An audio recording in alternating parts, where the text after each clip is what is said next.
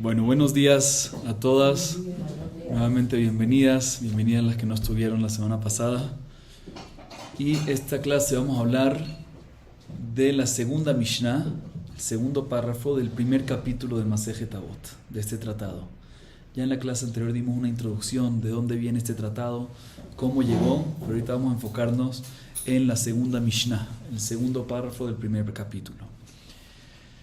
Como mencionamos en la clase anterior, este tratado nos da a nosotros valores, nos da llaves. Cada opinión dice qué es lo principal que nosotros tenemos que aplicar a nuestra vida cotidiana. Y con eso tener una vida preciosa, tener una vida tranquila, ser una buena persona. O sea, a continuación viene la opinión de Shimon HaTzadik. ¿Sí? Si se recuerdan, habíamos mencionado de que la Torah la recibió Moshe. De Moshe pasó a... ¿Se recuerdan? Yoshua. De Yoshua a los ancianos de ese entonces. De los ancianos a la Gran Asamblea. Y ahí nos quedamos. Y la Gran Asamblea nos dijo 3 recomendaciones. ¿Sí? 3 cosas importantes. Los ancianos a los profetas. Y los profetas a la Gran Asamblea. Y la Gran Asamblea nos dijeron 3 recomendaciones para nuestra vida cotidiana.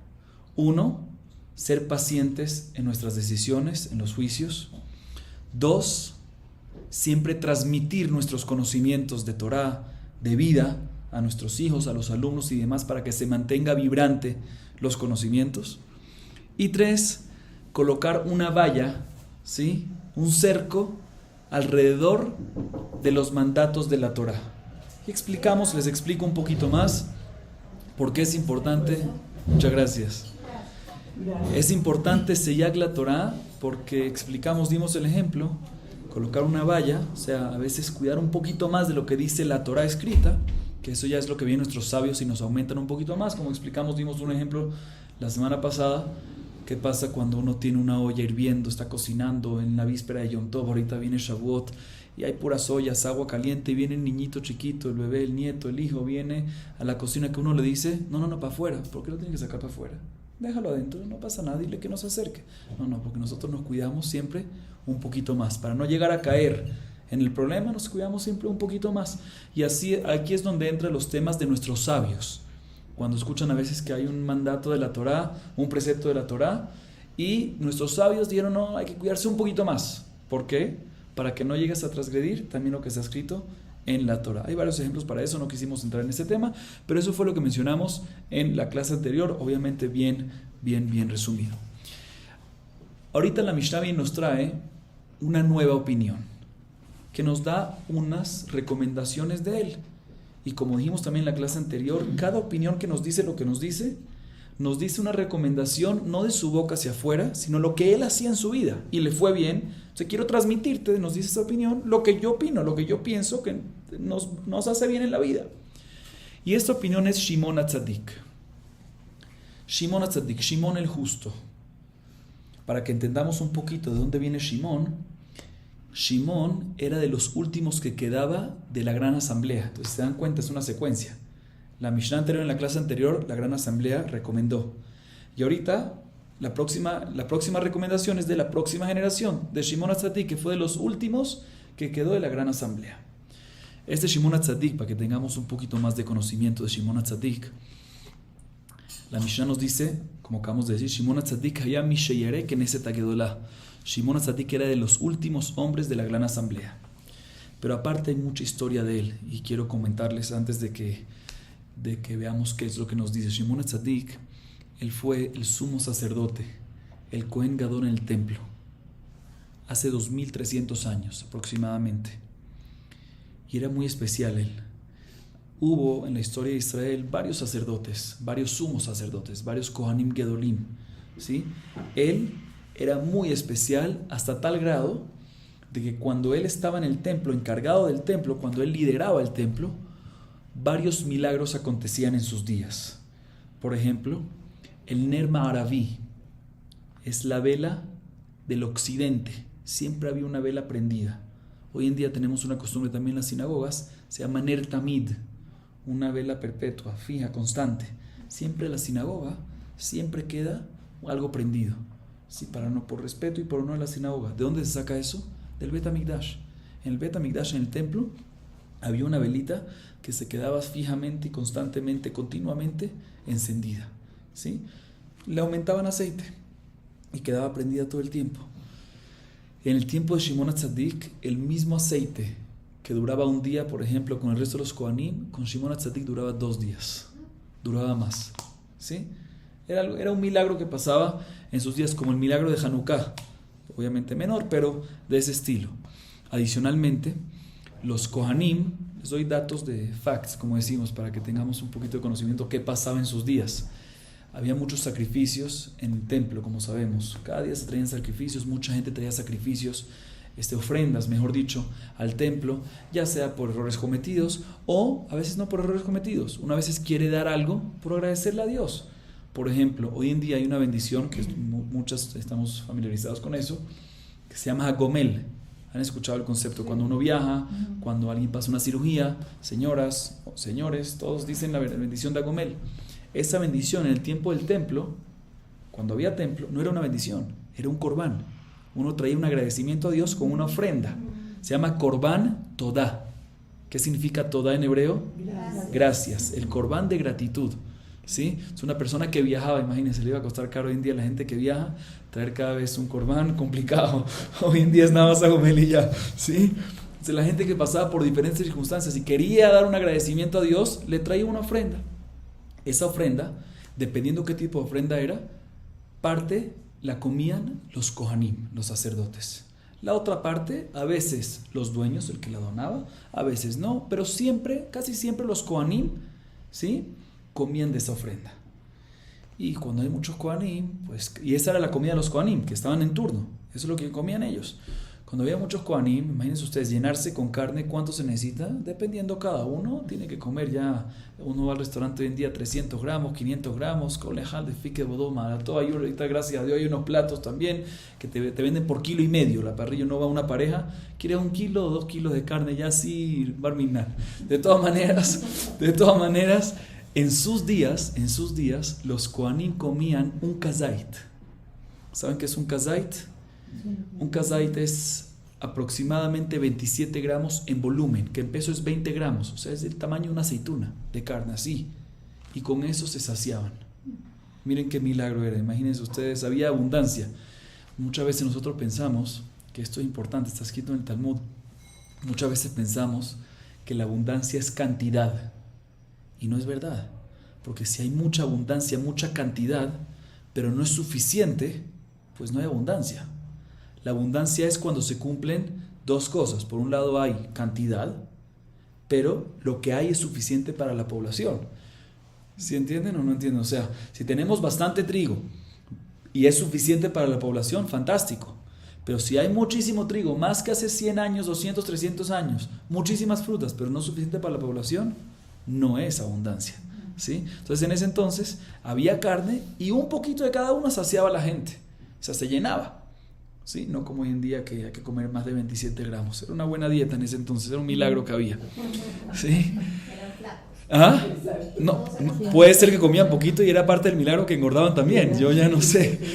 O se saciaban tanto espiritualmente que no necesitaban. Se puede explicar así, pero cuando uno está hablando de comida, tú me decís espiritualmente, comida es comida, ¿no? Pero si es así, no es un milagro. Sí, no es un milagro, espiritualmente uno se sacia, si uno está en ese nivel no es un milagro. Aquí vemos de que era un milagro, entonces significa que era un tema también material, físico, mundano y no espiritual, pues obviamente también era espiritual. Así como Rabino cuando estaban en el desierto que les caía la maná y con eso quedaban suficientes. Exactamente, así es, pero esta cantidad era chiquitita, 27 gramos, muy poquito, ¿sí? Adicionalmente, cuentan de Shimon HaTzadik, eso es importante saberlo, y les cuento esta historia porque creo que hay un mensaje que sale de la historia que tenemos que aplicar también a nuestro día a día. Aparte de estos milagros que mencionamos, una vez un rey griego de su época dio la orden que coloquen, ustedes saben que antes cuando estaba el templo, todo era con el templo. Quiero que coloques en el templo esta estatua, esta idolatría, esto... Así era. Entonces vino un rey griego que estaba en su época contemporáneo de él y le dijo, quiero que coloques este ídolo, esta idolatría, dentro del Ejal. ¿Qué es el Ejal? Hoy en día le llamamos el Ejal a la Torá. ¿Pero por qué le llamamos el Ejal a la Torá? Porque en el tiempo de antes, cuando había templo, el Ejal era lo más santo que había, el Kodesh HaKodashim. Por eso se agarró esa palabra y se aplica hoy en la sinagoga. Como sabemos, hoy en día la sinagoga es similar al templo. Entonces el Ejal, que es lo que está al fondo, es básicamente similar al lugar más santo que había en el Bet HaMikdash, llamado también Ejal. De ahí salió. Entonces le dijo, quiero que pongas en ese lugar una idolatría. O sea, el lugar más santo para ustedes, le dijo el rey este, quiero que pongas ahí una idolatría. Y si no, obviamente la amenaza que siempre había en ese entonces, si no, pues va a haber un problema, amenaza de vida le hicieron, ¿sí? Fueron a decirle a Shimon HaTzadik, sí, todos los alumnos, mira, nos están diciendo eso, hagámoslo porque si no... Y Shimon HaTzadik respondió muy firmemente y dijo, mira, esto es un tema de idolatría, con idolatría no se juega. El mismo Dios que nos salvó en todos los pasados nos va a salvar en esto. Y efectivamente así fue. Shimon HaTzadik no se dejó caer en esto. No permitió. En Kippur, cuando entró, ¿sí? Salió una voz celestial. En Kippur el Kohen entra al Kodesh HaKodashim, al lugar más santo que hay, nada más en Yom Kippur. Cuando entró, salió una voz celestial y dijo que el rey griego falleció. Y así acabó el decreto. Pero el tema, ¿por qué les vengo a decir esta historia? Muchas veces, cuando nos sentimos incómodos o inclusive amenazados por nuestra tradición, por nuestra religión, nuestro instinto es automáticamente decirnos, para, no lo hagas, no, o sea, hasta aquí. Y obviamente uno no tiene que publicarlo, pero uno tiene que quedarse firme internamente y tener fe en Dios. Obviamente esto es muy general y hay siempre casos específicos y demás, pero uno tiene que tener esa fe en Dios. Si Dios nos salvó a nuestros padres, a nuestros abuelos, cuando salieron de Europa a una parte y cuando salieron del Medio Oriente también, no sabemos los cálculos de Dios, pero si nos salvó, ¿por qué nos puede salvar? Idolatría es también aparte una de las cosas más graves que hay, transgredirlas. Hay 3 cosas muy graves. ¿Saben cuáles son? Giluy Arayot, Shfichut Damim y Avodah Zarah. Si le dicen a una persona, mira, quiero que tengas relaciones prohibidas o te amenazo de vida, ¿qué uno tiene que dejarse? Amenaza de vida. 1. Segundo, es cuando le dicen a la persona, mata a otra persona o te mato a ti. Barminan, que no sepamos de mal. ¿Qué uno tiene que decir? No voy a matar a otra persona. No tiene que decir mata a mí, pero no, a la otra persona no la voy a matar. Y por último, ¿qué es? Avodah Zarah. Si le dicen, ve a hacer idolatría, o si no, acabo con tu vida, no voy a hacer idolatría. ¿Sí? Eso es muy importante, muy importante ese tema. Fíjense que cuando vemos que se hizo idolatría en la historia, a nivel comunal, a nivel congregación, a nivel pueblo de Israel, ¿qué historias se recuerden de la Torá? Becerro de oro. Fíjense ustedes, Moshe Rabbenu, Moisés, cuando rezaba por otros, habían dos maneras como él rezaba. Cuando rezó por el becerro de oro para que Dios perdone al pueblo de Israel, ¿cuánto tiempo estuvo rezando continuamente? 40 días. Muy bien, 40 días y 40 noches. ¿Cuántas horas son esas? Muy fácil, 24 por 40. Sí. ¿Cuánto es 24? Muy bien, 960. Porque anoche oí el shiur. Ok, 960, muy bien. 960 horas y al final Dios perdonó. ¿Dios no perdonó? Perdonó. Dios como que perdonó. Por otro lado, vemos que Moshe rezó en otro momento y dijo ¿cuántas palabras? 5 palabras. Cuando Miriam, esa parte no la escuchaste. Cuando Miriam, la hermana de Moshe, habló la Shonara, habló mal, ¿qué Dios le mandó? Lepra, Tzarat, que no es la lepra que hoy en día conocemos, es otro tipo de lepra, pero es algo que ver con eso. ¿Y qué dijo Moshe Rabbenu? Un rezo. ¿Cuál es el rezo? El, na, refa, na, la. 5 palabras. Por favor, Dios, cura a mi hermana. 5 palabras. Y la curó. Muchas veces Moshe rezaba 960 horas. Y a veces con 5 palabras solucionaba. ¿Cuál es la diferencia? Le voy a decir cuál es la diferencia. Dependiendo de lo grave que se cometió. Idolatría, de lo grave que se cometió. Idolatría es gravísimo, como mencionamos ahorita. Hablar mal es muy grave también. Pero no es, hablar mal es el instinto de uno. A veces uno, como persona, quiere hablar mal de uno, el chisme del otro. Es maldad, no es que no es maldad, pero es una maldad no a propósito. Es sin querer, a uno se le sale o le gusta o tiene un provecho. Pero idolatría no hay salud. No hay. Eso es gravísimo, interesante. Está escrito que hoy en día hay instinto negativo para hacer muchas cosas erróneas, negativas, para hacer muchas acciones incorrectas. Pero para hacer abodá zará, para hacer idolatría, no hay instinto negativo. Es interesante eso, y efectivamente lo vemos. Podemos ver comunitarios, judíos, bien alejados de la religión, pero puede ser que no comen kasher, puede ser que no en Shabbat no lo cuidan, puede ser que muchas cosas. Pero lo que es el tema de idolatría, ¿conocemos comunitarios que van a hacer idolatría? No hay. Eso es algo interesante que está escrito ya, que Dios quitó el instinto negativo. En el tiempo de antes sí había ese instinto. Bienvenida. Vamos a empezar de vuelta. En el tiempo de antes sí había ese instinto negativo para hacer abodá zará. ¿Dónde lo vemos eso en la Torá? Perdón que les traigo muchos temas, me gusta ponerlas en contexto a todas. ¿Dónde lo vemos? Con Abraham. En el tiempo de Abraham, la moda era que, hoy en día, ¿qué es la moda? Lucy, ¿qué te parece que es la moda? Si tú me dices así en una palabra, ¿qué es la moda? El celular. Hoy en día todo el mundo quiere celular y los que ya tienen quieren el nuevo, porque ya tiene 6 meses del anterior. No, muy poquito tiempo, ya pasó de moda. En el tiempo antes, ¿la moda cuál era? La idolatría. Todo era idolatría, era increíble, todo era. Abraham fue el que empezó en contra, fue y tumbó sí, todos sabemos, las estatuas, ¿sí? En ese entonces, pero hoy en día ya no hay yetzer hará de idolatría. No hay yetzer hará de idolatría, ni en los judíos, inclusive en los no judíos, en los no comunitarios, en los gentiles, no está tocando ese tema. La gente ya como que le tiene un respeto a su idolatría, pero no más que eso, ¿sí? De todas maneras, aquí le dijo esta persona, ¿por qué mencionamos todo esto? Por la gravedad de idolatría, ¿sí? La gravedad de idolatría, Shimon HaTzadik, Shimon el justo, que era gran sacerdote, como dijimos en ese entonces, quedó firme en su posición: no voy a permitir que entre la idolatría a el templo. Y cuando uno va firme y está seguro, el que no dice, hay un dicho aquí en Colombia, ¿cómo es? El que no debe, no teme. ¿Sí? Cuando uno está tranquilo, uno está firme, no debes, no temes, no te preocupes. Obviamente no siempre hay que decir así, uno no tiene que decir, yo tengo fe en Dios, me tiro por un barranco. No, tampoco así. ¿Sí? No, el que no debe, no teme. En cosas así firmes de gravedad, uno tiene que saber mantener la firmeza. Y cuando uno mantiene la firmeza, muchas veces puede ser que a otra persona le discuten y le dicen y lo otro y esto. Y uno tiene que saber que el polémico no es uno cuando mantiene la firmeza. El polémico, ¿quién es? Los demás que solicitan no mantener la firmeza. Ellos son los que están cambiando. Los demás son los que están solicitando cambiar. Yo siempre digo, cuando hay una pareja, por ejemplo, ¿sí?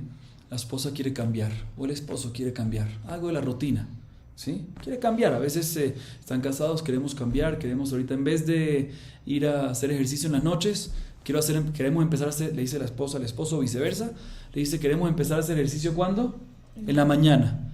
Y el esposo, que le dice, ya Habibti, te quiero mucho, pero yo tengo trabajo, tengo que llegar a la oficina temprano, si trabajo en la bolsa, pues la bolsa abre temprano. No, o sea, no me puedes cambiar así, llevamos 2-3 años en esto, no es. El que cambia es el que tiene que solucionar. El que trae el cambio es el que tiene que solucionar. Es más, uno de los grandes problemas de Shalom Bait que hay, esto es un tema un poco delicado, pero se los digo, es el tema de la religión. ¿Sí? La pareja se casaron, tienen un nivel de religión X, y de repente, vamos a hablar de lo más común, que es no deciden bajar. Normalmente uno de los lados fue a una clase, fue a un esto, sintió algo y dice, quiero ser más religioso. Ya sea el hombre o ya sea la mujer. ¿No conocen eso? A veces la mujer, a veces el hombre, ¿sí? A veces el hijo, la hija, a veces son los familiares. Entonces, en realidad, aquí uno puede decir, mira, tiene razón el que quiere ser más religioso. Les digo algo, pues, él está en lo correcto, definitivamente está en lo correcto, porque en la religión judía, pues, ¿por qué no si puedes cumplir? Pero ¿quién está haciendo el cambio? ¿Quién está haciendo el cambio? Él está, el que está, o ella, el que está solicitando más religión. Y por eso, la que tiene que solucionar, o el que tiene que solucionar, es el que está haciendo el cambio. O sea que cualquier cambio, positivo o negativo, tiene que tratar de convencer al otro lado de manera bonita. No es imponer, ya sea para bien o para mejor. Aquí no hay más. ¿Está bien? ¿Entendieron cómo es la cosa o no? Entonces eso es muy importante, la firmeza en lo que uno tiene, en lo que uno es, no dejar que nos desvíen. Eso tiene que ver un poquito con lo que mencionamos en la clase anterior también, que la transmisión de la Torah es como es y no se cambia. No se cambia, la firmeza es la firmeza, no se cambia. No cumples es un tema, si no cumplimos, pero cambiar de lo que dice la Torah no se cambia. La firmeza es la firmeza. Decir que lo prohibido está permitido, eso está prohibido. No cumplir lo que dice la Torah, eso ya es tema de cada uno personal, pero nunca podemos decir que lo prohibido se convierte en permitido. Ok, otra historia que pasó con Shimon HaTzadik, se las comento también, en una ocasión los Kutim eran unos enemigos del pueblo de Israel, ¿sí? Eran de la tierra llamada Kuta, ¿sí? Ellos al final, por el miedo que tenían, o mejor dicho, se convirtieron al judaísmo. Hay una discusión si se convirtieron mal o bien, si fue por miedo o si fue por convicción. Pero de todas maneras, antes de que pasó todo esto, le pidieron a Alejandro Magno, ¿sí? Una autorización, que él era el que reinaba, el que tenía el poder en todo Israel, en todo. Autorización para destruir el Bet HaMikdash, el templo. Y él dijo, perfecto. Él de por sí estaba en contra, no estaba tan allegado a los judíos, al pueblo judío. Entonces dio la autorización. Shimon HaTzadik era en ese entonces el sumo sacerdote del templo. Y oyó que Alejandro Magno dio la autorización para destruir el templo y se estaba acercando a Jerusalén para empezar a combatir y a guerrear y a destruir. ¿Qué hizo en ese momento Shimon HaTzadik? Miren qué sabio es. ¿Sabes qué? Voy a salir a recibirlo. ¿Quiere venir a guerrear conmigo? Voy a salir a recibirlo. Y me recuerdo ahorita otra anécdota que pasó hace poco. No me gusta entrar en política normalmente, pero ustedes saben que en Israel ahorita está un poco revoltada todo el tema de la reforma y esto y la otra, sin entrar en detalles quién tiene razón, si lo actual o no lo actual. También no es que uno conoce también todos los detalles para estar opinando, pero en una de esas, hace un mes, un poquito más, decidieron: vamos a hacer una huelga, una afganá, en contra de los religiosos en Bnei Brak. ¿Saben qué es Bnei Brak? Sí. Una ciudad religiosa. Yo no vivía ahí, es mucho calor hace ahí. Entonces yo estaba en Jerusalén. Vamos a ir a hacer una huelga en contra de Bnei Brak. Y fíjense, no sé si escucharon de eso. ¿Escucharon? Fueron gente, decenas de miles de personas a Bnei Brak a hacer en contra. Que es algo que no me parece, porque deja una ciudad que son todos religiosos, no te metas con ellos. De la misma manera que los religiosos no van a hacer huelga en una ciudad no religiosa, que eso es una de las bellezas que tenemos en nuestra comunidad y en las comunidades en el exterior, en el extranjero, que todos estamos unidos, religiosos, no religiosos, practicantes, menos practicantes, estamos unidos, es una belleza. Efectivamente, quiero que escuchen esto, se los cuento porque es una belleza. A mí cuando me enteré de esto en las noticias, salieron todas las noticias del mundo, no de Israel, del mundo, entraron los no religiosos a hacer la huelga en Bnei Brak. Y en Bnei Brak todos los restaurantes, o mejor dicho, los principales restaurantes abrieron sus puertas para que vengan a comer todos gratis. Ese fue el recibimiento de ellos. ¿Qué ustedes creen que le pasó en la cabeza de las personas que vinieron a hacer la huelga? ¿Les digo qué pasó? Unos se pusieron tefilín, otros empezaron a decir Shema Israel. Hay videos, es increíble. Es increíble. Muchas veces uno piensa que cuando nos vienen a atacar, la manera de responder es ¿cómo? Atacando de vuelta, haciendo sufrir de vuelta, perjudicando de vuelta. Y no, muchas veces cuando nos vienen a atacar, ¿cómo los dejas con la boca abierta? Ven, toma, ven, te voy a dar. Los dejaron con la boca abierta. Y de ahí no volvieron a hacer otra huelga más en Bnei Brak. ¿Por qué? Porque no les sirve. Salió un propósito contrario. Fue algo increíble. La verdad que yo me impresioné de un grupo de gente religiosa que iban a llegar a qué niveles. Yo pensé que iban a salir en contra, no iban a pelear, pero iban a decir, no, estamos de acuerdo, no esto.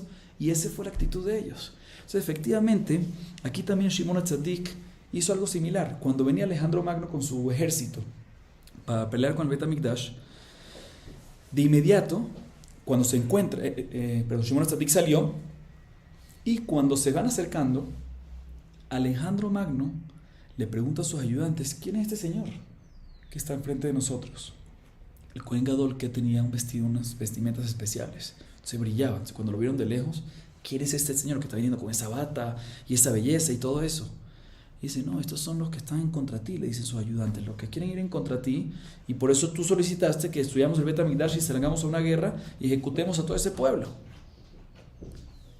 Pero ¿qué creen? Cuando se acercaron más, Alejandro Magno bajó de su caballo y se posternó, ¿cómo se dice? Se inclinó, ¿sí?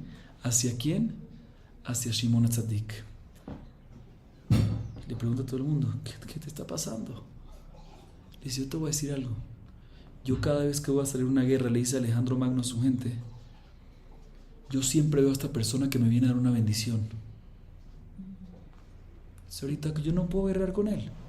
¿Qué está pasando aquí? Le dice Shimon HaTzadik: te voy a explicar lo que está pasando.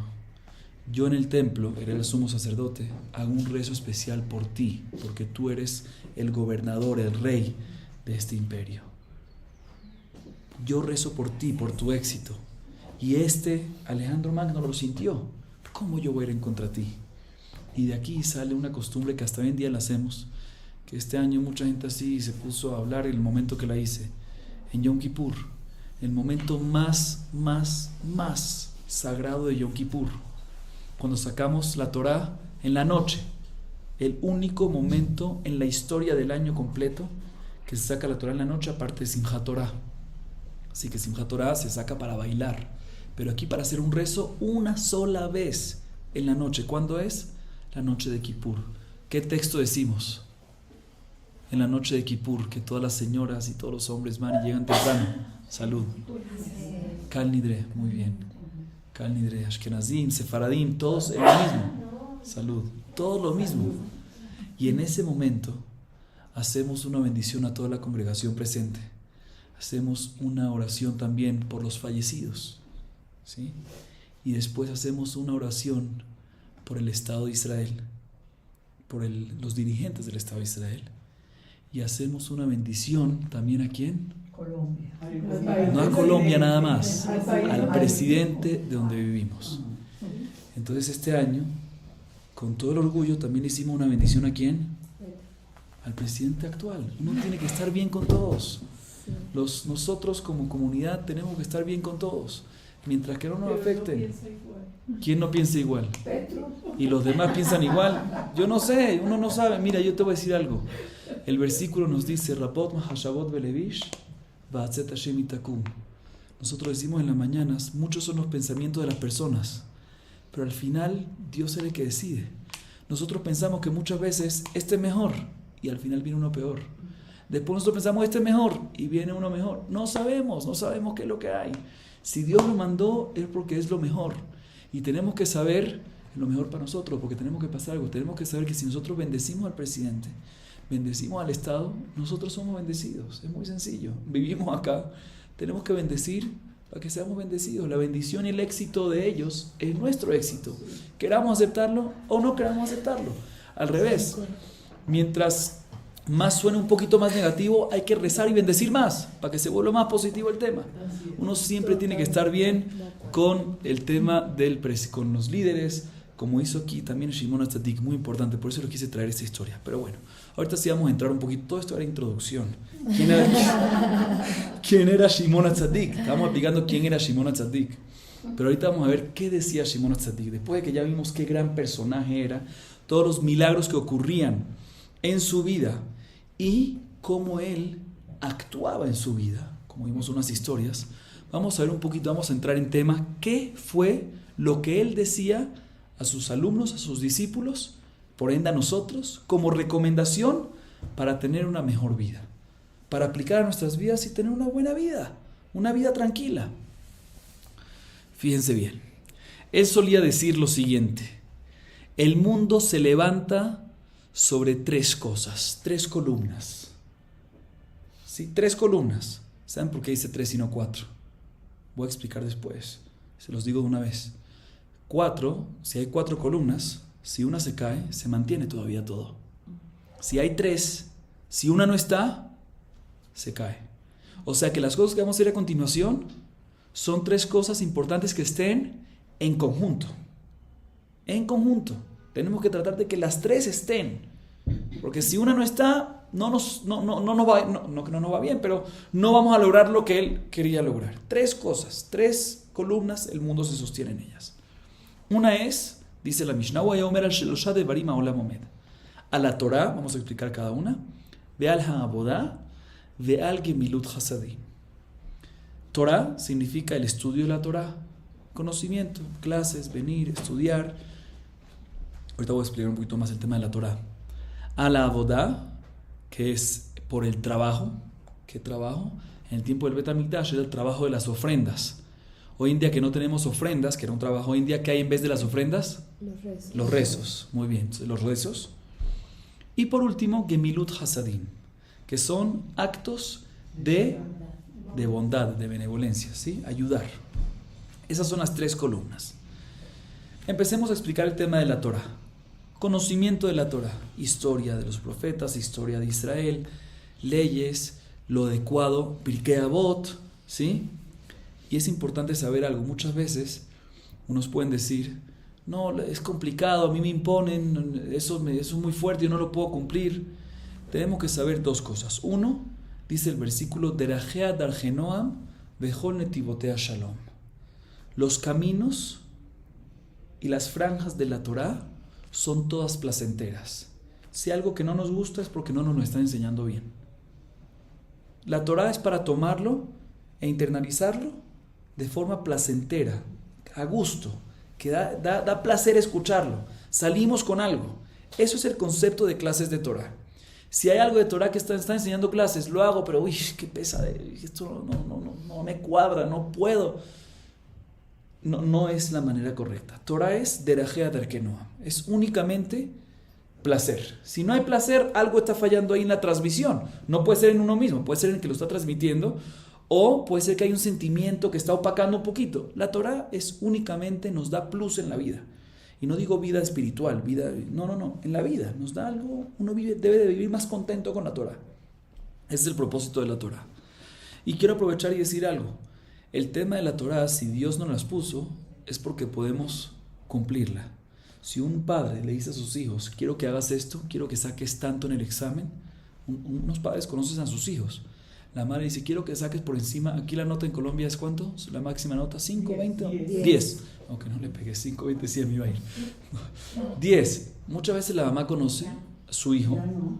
Ya no es. 5. 4. ¿Ahora 4? Sí. ¿Por qué 4? Uy.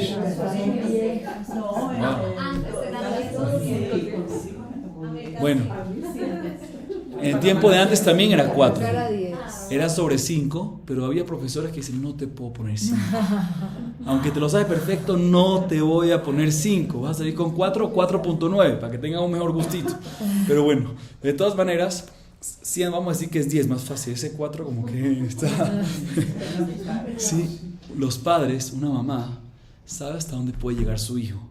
Que aprovecho y digo muchas veces, hoy en día gracias a Dios está mucho más abierto este tema, pero yo hace 20 años, 30 años, muchos padres decían a sus hijos, quiero 100, quiero 10.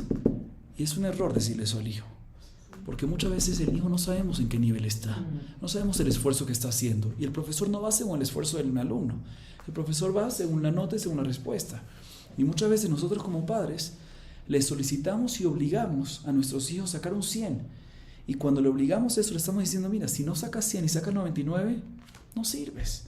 O sea, no le decimos eso. Al final después de 99 también lo aplaudimos.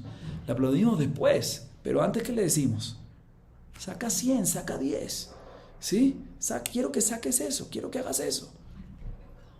Y nosotros sabemos que no siempre, y al final los niños, aunque no crean, salen con dificultades cuando pasan por esas cosas. Tienen una niñez complicada y después cuando son grandes se les mete un trauma que si no tengo esto, uno tiene que saber como padre, como madre, como abuelos, decir al hijo, tú puedes, haz lo máximo que tú puedas. Y cuando sabemos que el niño hizo lo máximo y vino con un 70 o con un 7 o con un 75, hay que aplaudirle. Y nosotros vemos eso en los estudios que se han hecho. Niños que están solicitando. Hay niños que son de 100, pero no porque la mamá lo obliga. Porque así son ellos, está bien, perfecto. Pero cuando hay una obligación de la parte de la mamá, el niño estudia, no saca 100, van a ver que después de 3, 5, 6 años no es una persona exitosa. Y cuando digo exitosa no me refiero monetariamente, no me refiero públicamente, me refiero en persona.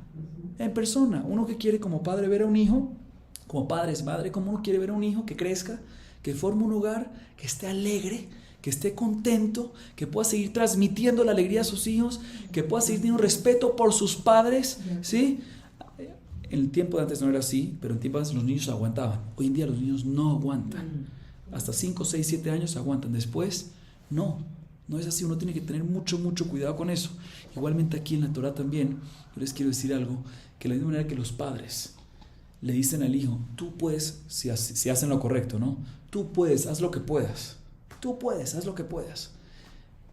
Los padres saben la posibilidad de los hijos. Dios también sabe la posibilidad de nosotros. Y si Dios nos da la Torah es porque sabe que la podemos cumplir.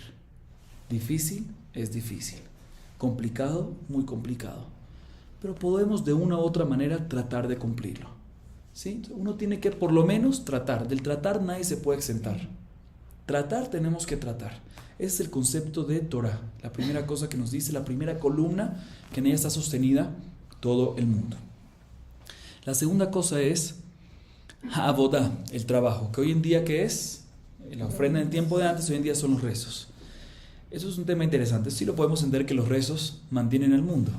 Cuando una persona no se siente bien, cuando una persona va a pasar una intervención, cuando una intervención médica, cuando una persona va a hacer un negocio, ¿qué hace uno el más lejano de la religión? ¿Qué hace en ese momento? El más alejado. No lo duda. Dice, voy a abrir el libro de Salmos. Mujeres, ¿qué hacen las señoras? Sí, que los rezos de ellas son los que más directos llegan a Kadosh Baruj Hu. ¿Qué hacen? Se abre una cadena, un chat de Teilim y se bombardea esa cadena. No se piensa 2 veces. Acercado, no acercado. Esa es la segunda columna interesante. Aquí sí quiero alargar un poquito en un tema, que es un tema un poco que puede ser polémico, pero yo no creo que es polémico. Por eso me permito en mencionarlo. Muchos dicen que la Torah es machista. ¿Sí? ¿Y por qué? Uno de los ejemplos es los rezos. Mira, el hombre minyan, shachrit, a las 7 de la mañana, 5 de la mañana, dependiendo cada uno. Minja, arbit. ¿Y las mujeres? No hace falta que vayan a la sinagoga el día de semana, no hace falta esto. Yo les voy a decir algo como empezó todo el tema. Hay un concepto que se llama, eso es muy importante que lo sepan, mitzvat aseh sheazman gerama.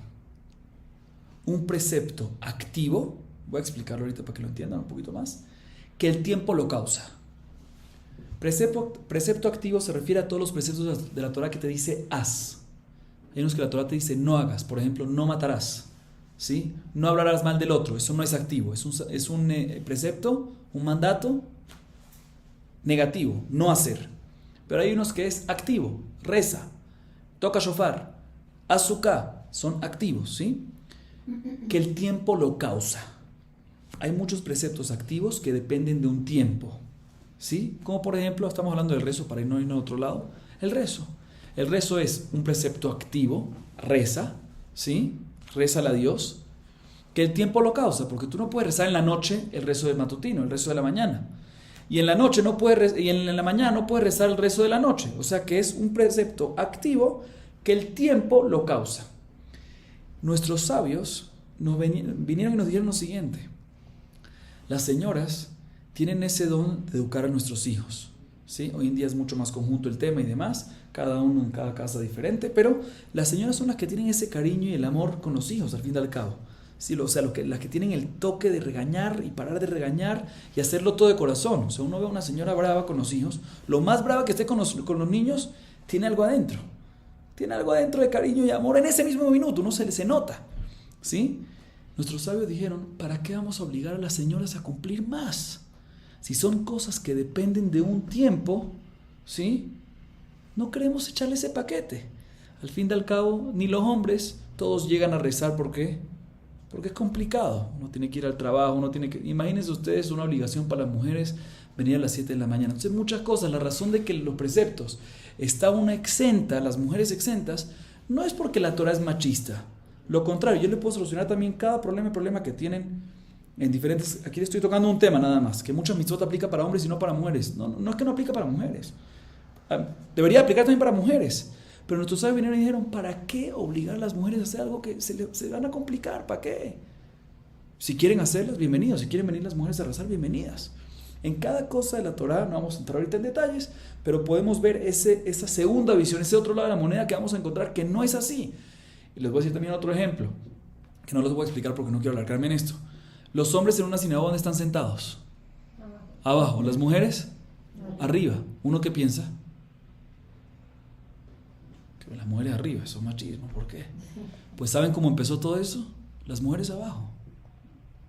Empezó en Bet Hamikdash. ¿Quién estaba de primero? Las mujeres. Pero después cambiaron, porque vieron que los hombres de arriba, en vez de rezar, ¿qué hacían? ¿Cómo son estos hombres? ¿Entienden cómo es la cosa? No quiero entrar en detalles. Hubo muchos lapsos, pero así empezó.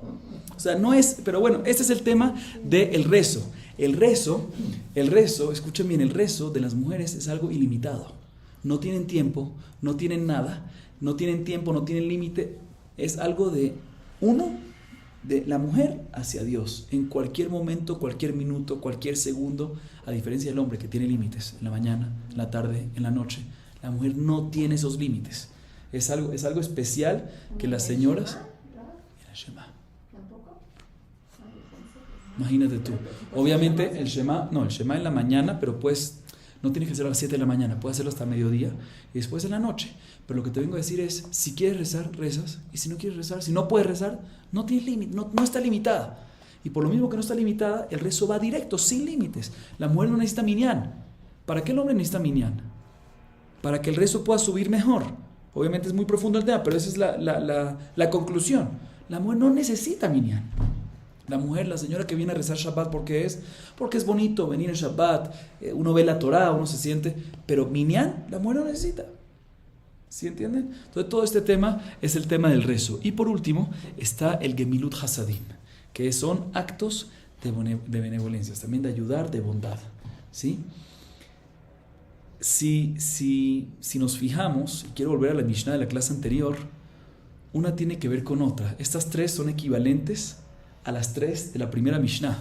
Fíjense bien. En la primera Mishnah mencionamos, como dijimos al principio de esta clase, mencionamos 3 consejos en la clase anterior que decían la gran asamblea. Muchos estudiantes, eso es equivalente a ¿qué? A Torah, a la primera que estamos mencionando aquí. Transmitir, o sea, el primer consejo era transmitir la Torah, que es básicamente equivalente a Torah. La segunda que vimos en la clase anterior era ¿qué? No la segunda, la otra era hacer vallas a la Torah, ¿sí? Hacer cercos para no llegar a transgredir la Torah. ¿Eso que es? Equivalente a la abodá, rezos, asegurarnos de que no vamos a transgredir nada. Y por último es Evu Metunim Badin, sean pacientes en los juicios, en las decisiones que vamos a tomar. Es un acto de benevolencia. No juzgues al otro de inmediato, espera. O sea, vemos que en ambas generaciones se transmitieron 3 diferentes cosas, pero tienen un vínculo entre una y otra.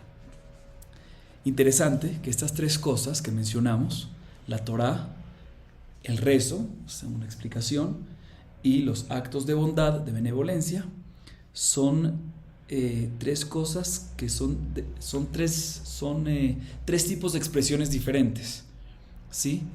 La Torah, ¿cómo uno transmite la Torah? Hablando, con expresión del habla. ¿Sí? La tefilá, con el pensamiento. Uno piensa, uno le pide a Dios, si no siempre lo dice en voz alta, pero en voz bajita, pensamiento. Otro tipo de expresión. Y lo que es bondad es con acción. O sea, son los 3 tipos de expresiones que hay. Entonces, básicamente nos dan 3 consejos para poder arropar los 3 tipos de expresiones que existen en nuestra persona. Adicionalmente, interesante también que es paralelo, ¿sí? Corresponden a nuestros 3 patriarcas también, estas 3 cosas. ¿Cuáles eran nuestros 3 patriarcas? Abraham, Isaac y Jacob. ¿Cuál era el atributo, mejor dicho, la conducta de Abraham. Achnasat Orhim. Siempre invitaba, tenía su tienda abierta por todos los lados, a ayudar, acción de ayudar, ¿sí? Abraham siempre decía a la persona, cualquier persona que pasaba, venga adelante, después que se hizo la circuncisión, que estaba ya muy adulto, ¿sí? Para no decir viejo, ¿sí? Estaba muy adulto en ese momento que se hizo la circuncisión, ¿y qué hizo? Se paró en la puerta de la tienda para ver a cualquier persona. O sea, esa era su vivencia, su convicción era invitar a la gente a ayudar, acto de benevolencia, literal, acción de ayudar, acción de bondad. Después, Yitzhak. ¿Qué pasó con Yitzhak? Dios le dice a Abraham, por favor, ve y sacrifica a tu hijo en Akedat Yitzhak. ¿Se recuerdan de ese episodio? Y Yitzhak, cuando se enteró, si eso es lo que dice Dios, adelante. Oked ve'anekad. Lo empezaron a amarrar, y al final era toda una prueba, ¿no? Entonces, básicamente, Yitzhak representa lo que es el avodá, lo que son las ofrendas, sacrificio, que hoy en día es rezos. Y por último, Jacob, que era que Jacob Ishtam Yoshevo Alim. Cuando caminaba, la mamá de Jacob y Esav, ¿cómo se llamaba? Yitzhak estaba casado ¿con quién? Con Rivka. ¿Cómo sabes? Muy bien. Estaba casado con Rivka y tenía 2 gemelos en el vientre. ¿Y qué pasaba cuando pasaban por un lugar de idolatría? Pateaba uno. Y cuando pasaba por el lugar de sinagoga, de midrash, de estudiar por la comunidad hebrea sefaradí, pasaba por aquí, pateaba otro, ¿sí? Pateaba otro. ¿Saben qué pasó? Rivka se puso muy nerviosa. ¿Saben por qué se puso nerviosa? Ella no sabía que tenía 2. Sí, dijo, Barminan, tengo 2, pero no, tengo aquí algo, pero es mitad y mitad. Quiere idolatría y quiere también la Torah. Eso es lo peor que hay. ¿Estamos de acuerdo? Lo peor, ni aquí ni allá. En la vida uno no puede estar en gris, o azul, o negro, o blanco. No hay aquí y allá. Entonces se preocupó mucho, hasta que le dijeron, no te preocupes. Después se enteró que eran ¿qué? Que eran gemelos. Y así está tranquilo. Tranquilo, por lo menos uno quiere Torah 100% y otro quiere las otras cosas. ¿Gemelos o mellos? Porque no eran idénticos físicamente. Eran diferentes eran mellos. Listo. Entonces escuchen bien esto. Aprovechando que estoy diciéndole esta historia y hablamos una de las bueno, vamos a combinar la idea, les digo esta historia. Gemilut Hasadim, Torah, Jacob desde el vientre quería el tema de Torah, que era la primera cosa que mencionamos, de las 3 columnas, la primera columna. Fíjense algo interesante, entre paréntesis, está escrito que cuando un bebé está en el vientre de su madre, está estudiando con Eliyahu Anabí, y está escrito que estudia toda la Torah. Está escrito que estudia todo, y cuando nace le dan un golpecito en la boca y así se le olvida todo, ¿sí? Y todos preguntan si Jacob estaba estudiando cuando estaba en el vientre de su madre con Eliyahu Anabí, ¿por qué cuando pasaba al lado de la comunidad hebrea sefaradí, al lado de una sinagoga, al lado de un midrash, pateaba para salir? ¿Qué mejor que estudiar con quién? Con Eliyahu Anabí. Sí, muy brevemente te lo estoy diciendo y la respuesta es increíble, fenomenal. Jacob prefiere salir a estudiar a un midrash, a una sinagoga, y no estar con Eliyahu Anabí, que estar con Eliyahu Anabí junto a un vecino malvado, junto a Esav. ¿Por qué? Porque hay ashpa, ¿cómo se dice ashpa? Influencia. Cuando uno tiene un amigo, una amiga no tan correcta, al final uno se vuelve no tan correcto. Y por eso nuestros padres de chiquito nos dicen, no, con ellos sí, pero aquí no te dejo ir. ¿Por qué no te dejo ir? Pero mami, ¿por qué? Pero me gusta y la paso bien jugando fútbol y jugando esto y jugando lo otro. Porque los padres y la mamá sobre todo saben muy bien quién es ese muchacho, quién es esa muchacha, y no quiero que mi hijo tenga influencia de esa persona, ¿sí? Por eso Jacob cuando pasaba por ahí quería Torah, pero qué mejor Torah, estás con Eliyahu Anabí en el vientre de tu mamá. Quería Torah sin influencias negativas. Ese era Jacob. Para acabar, perdón la idea, interesante que el primer patriarca es Abraham, después Yitzhak y después Jacob. Y si nosotros decimos que estos 3 cosas que nos dice Shimon HaTzadik son correspondientes a los patriarcas, debería ser el orden, que él cuando lo menciona, debería ser que el orden es Gemilut Hasadim, Avodah y Torah. Sin embargo, el orden aquí no es así. El orden de Shimon HaTzadik, primero lo primero, Torah, después rezos y después actos de benevolencias. ¿Por qué? Porque al fin y al cabo la Torah es la que nos instruye a nosotros qué es de verdad un acto de benevolencia. Eso es muy importante saberlo. Muchas veces queremos hacer mucho por los demás, está fantástico. Pero la Torah es lo que nos causa que ese querer sea un querer externo e interno. Eso es lo que nos da la Torah.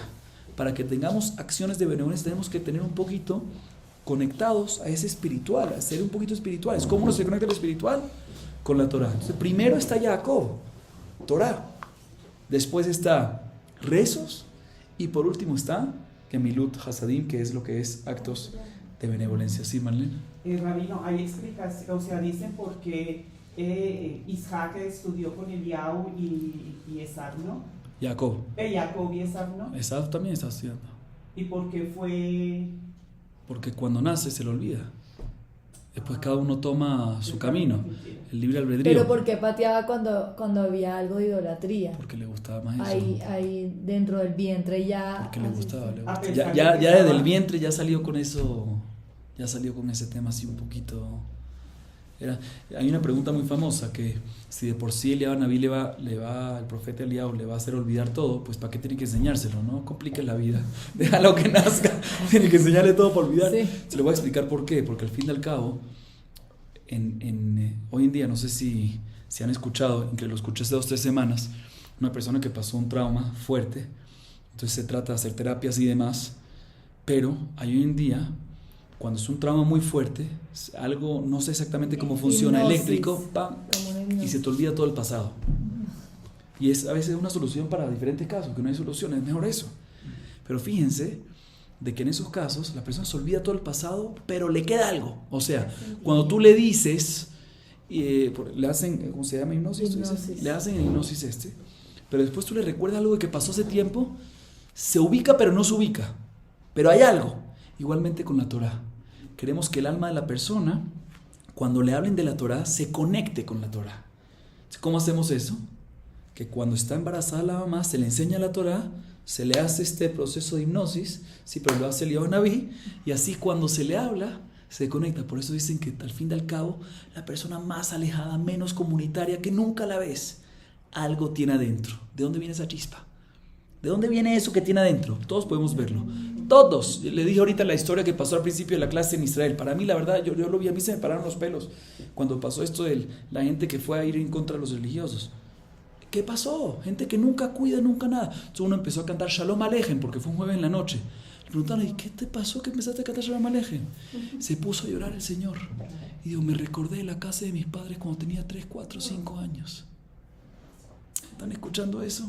Al fin y al cabo todos nosotros tenemos una chispa allá adentro, todos tenemos algo allá adentro, una más pequeña, otras más grandes, otras gigantes, pero hay algo allá adentro. Eso lo causa aquí en Eliyahu Naví. Cuando está en el vientre le da, después lo borra, para que uno mismo tenga el libre albedrío y pueda decir, pero una vez estudia, se identifica, me identifico con esto, no puedo, pero me identifico.